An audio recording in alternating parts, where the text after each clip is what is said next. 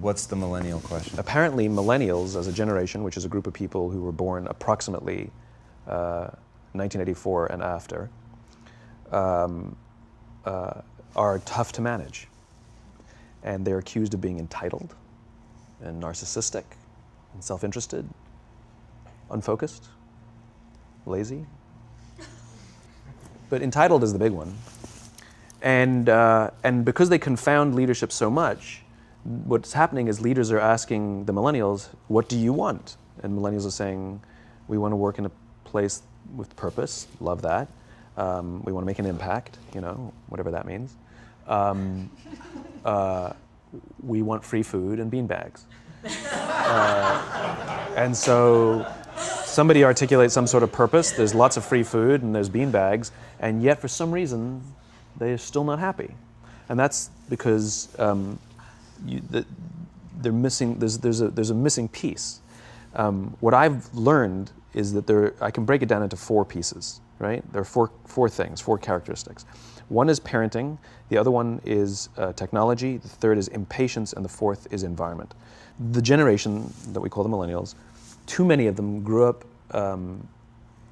subject to, not my words, failed parenting strategies, you know? Where, for example, they were told that they were special all the time. They were told that they could have anything they want in life, just because they want it, right? They were told, some of them got into honors classes, not because they deserved it, but because their parents complained. And some of them got A's, not because they earned them, but because the teachers didn't want to deal with the parents. Some kids got participation medals. You got a medal for coming in last, right?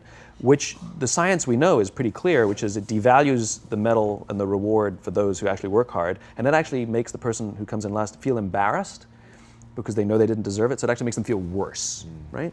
So you take this group of people and they graduate school and they get a job and they're thrust into the real world, and in an instant they find out they're not special, their moms can't get them a promotion, that you get nothing for coming in last, and by the way, you can't just have it because you want it, right? And in an instant, their entire self-image is shattered.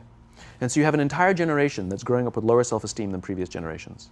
The other problem, to compound it, is we're growing up in a Facebook, Instagram world. In other words, we're good at putting filters on things. We're good at showing people that life is amazing even though I'm depressed, right?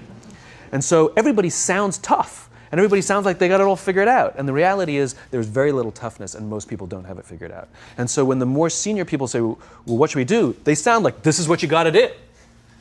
And they have no clue, right? So you have an entire generation growing up with lower self-esteem than previous generations, right? Through no fault of their own, right? They were dealt a bad hand, right? Now let's add in technology. We know that engagement with social media and our cell phones releases a chemical called dopamine. That's why when you get a text, it feels good, right? So, you know, we've all had it where you're feeling a little bit down or feeling a bit lonely, and so you send out 10 texts to 10 friends, you know, hi, hi, hi, hi, hi, because it feels good when you get a response, right? Right?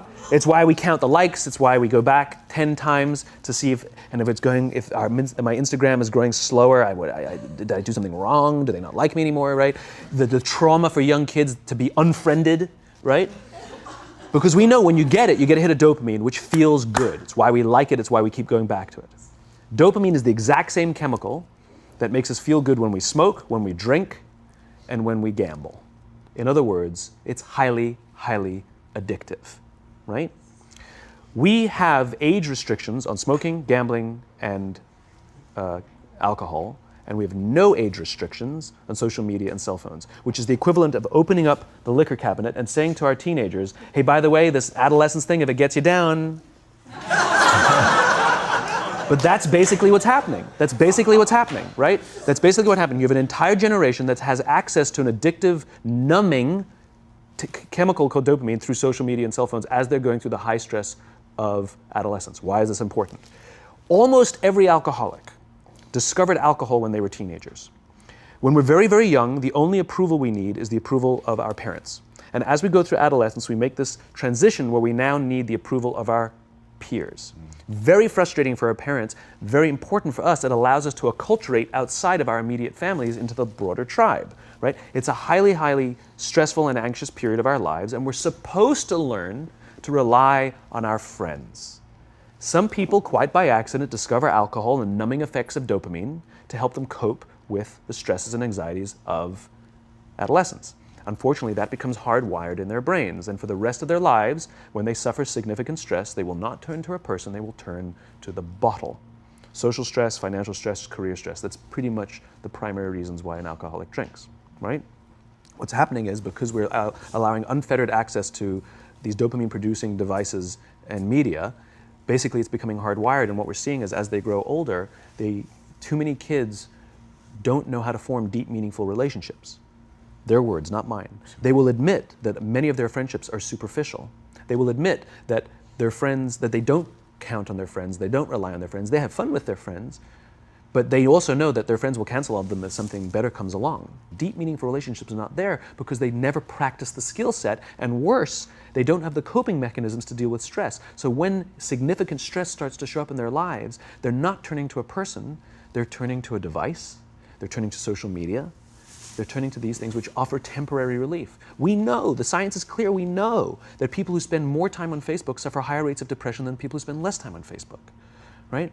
These things balanced. Alcohol is not bad, too much alcohol is bad. Gambling is fun, too much gambling is dangerous, right? There's nothing wrong with social media and cell phones. It's the imbalance, right? If you're sitting at dinner with your friends and you're texting somebody who's not there, that's a problem. That's an addiction.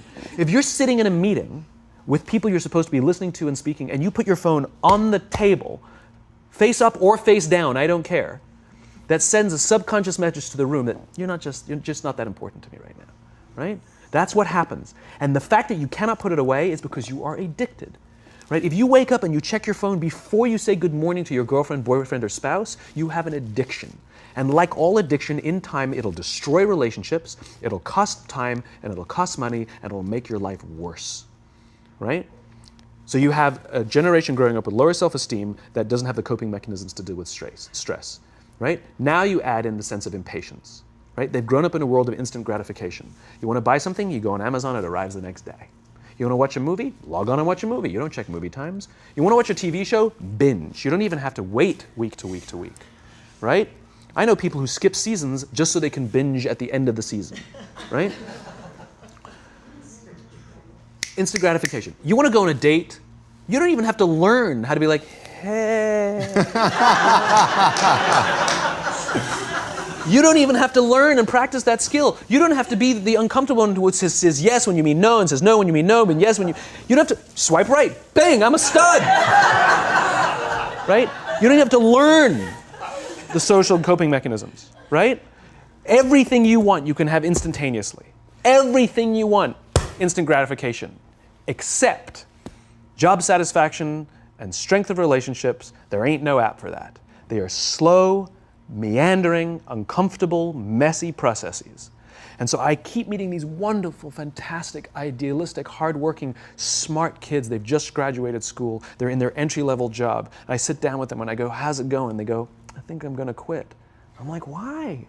They're like, I'm not making an impact. I'm like, you've been here 8 months. You know? It's as if they're standing at the foot of a mountain and they have this abstract concept called impact that they want to have in the world, which is the summit. What they don't see is the mountain. I don't care if you go up the mountain quickly or slowly, but there's still a mountain. And so what this young generation needs to learn is patience. That some things that really, really matter, like love, or job fulfillment, joy, love of life, self-confidence, a skill set, any of these things, all of these things take time.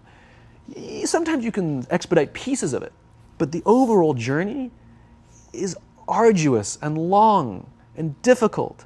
And if you don't ask for help and learn that skill set, you will fall off the mountain, or you will, the worst case scenario, and we're already seeing it, the worst case scenario is we're seeing an increase in suicide rates, we're seeing an increase in this generation, we're seeing an increase in accidental deaths due to drug overdoses, we're seeing more and more kids drop out of school or take leaves of absence due to depression, unheard of.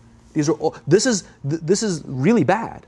The best case scenario, those are all bad cases, right?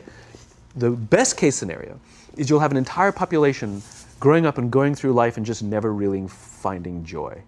They'll never really find deep fulfillment in work or in life. They'll just waft through life and it'll be just, it's fine. How's your job? It's fine. It's the same as yesterday. How's your relationship? It's fine. Like that's the best case scenario, which leads me to the fourth point, which is environment, which is we're taking this amazing group of young, fantastic kids who are just dealt a bad hand. It's no fault of their own. And we put them in corporate environments that care more about the numbers than they do about the kids. They care more about the short-term gains than the long-term life of this young human being.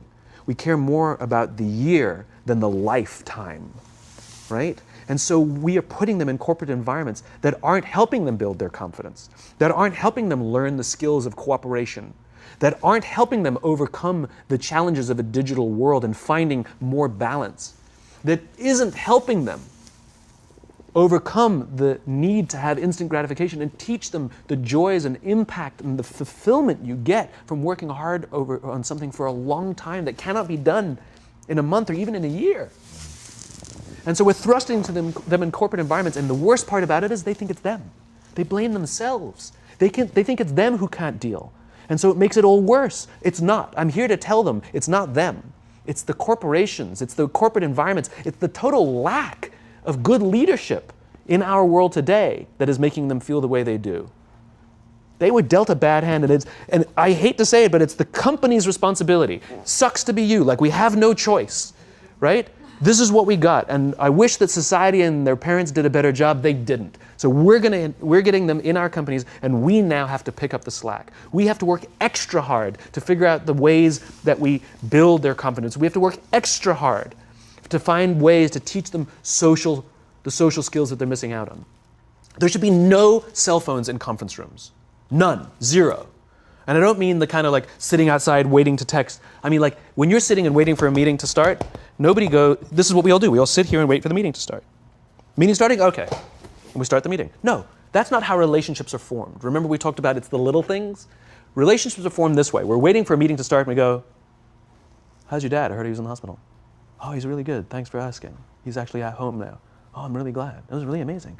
I know, it was really scary for a while. That's how you form relationships. Hey, did you ever get that report done? Oh my God, no, I didn't. I'll help you out. Can I help you out with that? Really? That's how trust forms. Trust doesn't form at an event in a day. Even bad times don't form trust immediately. It's the slow, steady consistency. And we have to create mechanisms where we allow for those little innocuous interactions to happen. But when we allow cell phones in conference rooms, we just, okay, have the meeting. And then my favorite is like when there's a cell phone there and you go like this, you go. It rings and you go. I'm not going to answer that. Like, Mr. Magnanimous, you know?